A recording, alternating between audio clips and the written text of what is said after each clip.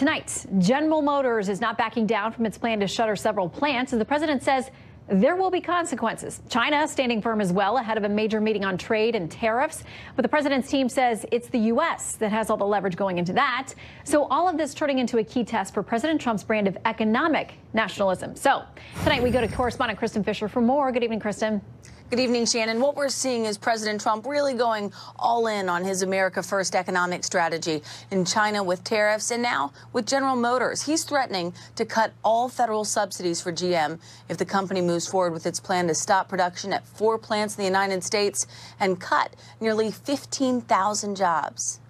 Holiday season layoffs from GM, brutal, all right?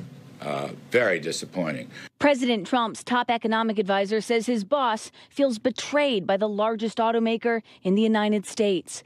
First, the bailout in 2008, GM saved from bankruptcy by U.S. taxpayers, and then the new North American trade agreement, which the White House believes was a big boost for the U.S. auto industry. The president said today the U.S. saved General Motors, and this is the thanks we get? Senate Minority Leader Chuck Schumer called the news a gut punch to American workers in politically critical states like Ohio and Michigan. Guess where President Trump promised the people we won't lose one auto plant? Warren, Michigan. And that is where one of the plants is now slated to close.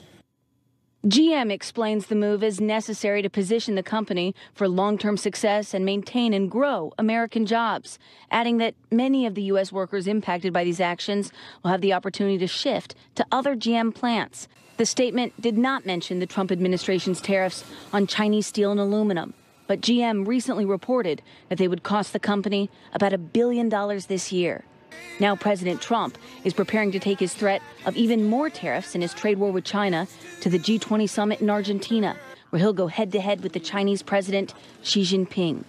It will be the first time that the two have met since the trade war started, and the world would love to see a ceasefire between the world's two biggest economies. Today, the president's top economic advisor said it's possible. He is open to that. He is open to that. But having said that, some caveats, as always. Certain conditions have to be met with respect to fairness and reciprocity.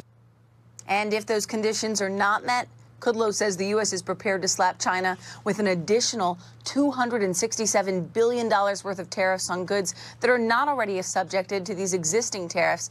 And that could possibly include even Apple products. Shannon? All right, that get a lot of folks' attention. Kristen Fisher, thank you very much.